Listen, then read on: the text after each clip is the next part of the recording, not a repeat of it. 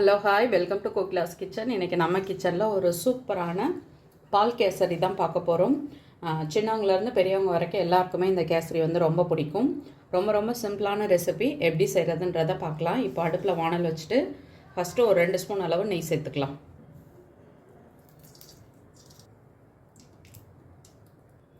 நெய் இப்போது சூடாகிடுச்சு. நம்ம எடுத்து வச்சுருக்க முந்திரி திராட்சையை வறுத்து எடுத்துக்கலாம்.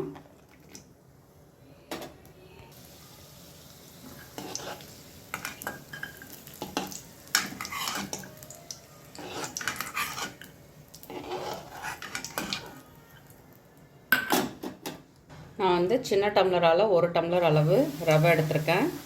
இந்த நெய்லேயே இதை வந்து நல்லா வறுத்துக்கலாம்.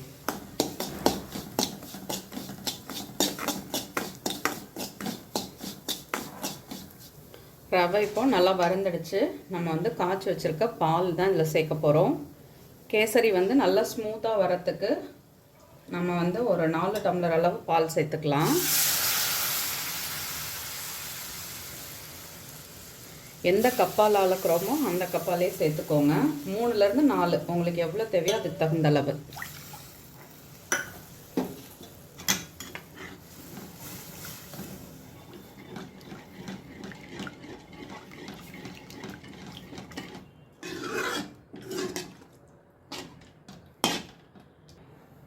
நான் வந்து ஃபுல் அண்ட் ஃபுல் பால்லே தான் செய்கிறேன். தண்ணி எதுவுமே ஆட் பண்ணல.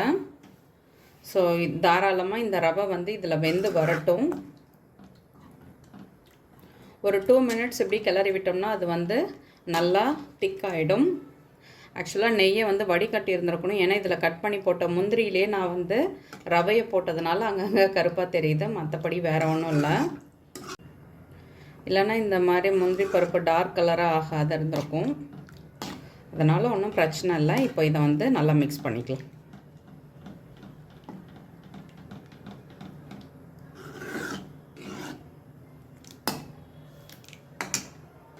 இப்போது இது கூடவே 1 ஸ்பூன் அளவு மில்க் மைட் சேர்த்துக்கலாம். இதெல்லாம் அடிஷ்னல் டேஸ்ட்டுக்காக தான்.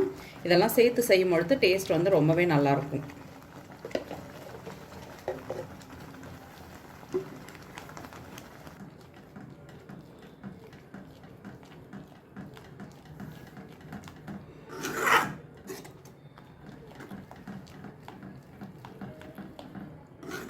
இப்போது இதுக்கு தேவையான அளவு சுகர் சேர்த்துக்கலாம்.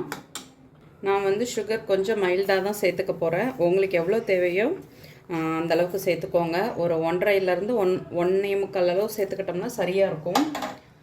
ஸ்வீட் வந்து அவங்கவுங்க சாய்ஸ் தானே. அதனால் ஸ்வீட் வந்து உங்களுக்கு எப்படி தேவையோ அதே மாதிரி சேர்த்துக்கோங்க. இந்த ஸ்வீட் எப்போ செஞ்சாலும் அதில் வந்து நம்ம ஒரு பிஞ்ச் அளவு உப்பு சேர்ப்போம் இல்லையா, அது மாதிரி நான் கொஞ்சமாக உப்பு சேர்த்துக்கிறேன். அந்த சுகரை வந்து எடுத்து கொடுக்கறதுக்காக.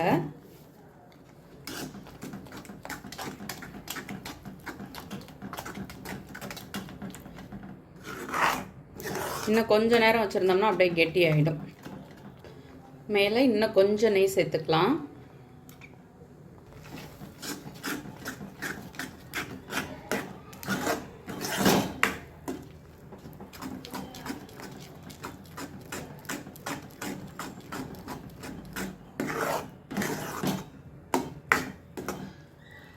இது பால் கேசரின்றதுனால தான் நம்ம ஏலக்காய் எதுவும் சேர்க்கல. வெறும் இந்த பாலோட ஃப்ளேவர் மட்டும்தான் வரணும். அது கூட கொஞ்சமாக நட்ஸு, அவ்வளோதான். இப்போ இது கிட்டத்தட்ட ரெடி ஆகிடுச்சு. நம்ம வந்து வறுத்து வச்சுருக்க இந்த முந்திரி திராட்சை இதில் சேர்த்துக்கலாம்.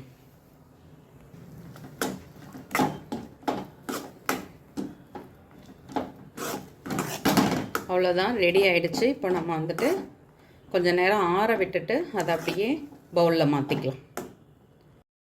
சுட சுட சூப்பராக நம்மளோட பால் கேசரி ரெடி ஆகிடுச்சு. நீங்களும் வீட்டில் ட்ரை பண்ணி பாருங்கள். கண்டிப்பாக உங்களுக்கு பிடிக்கும்.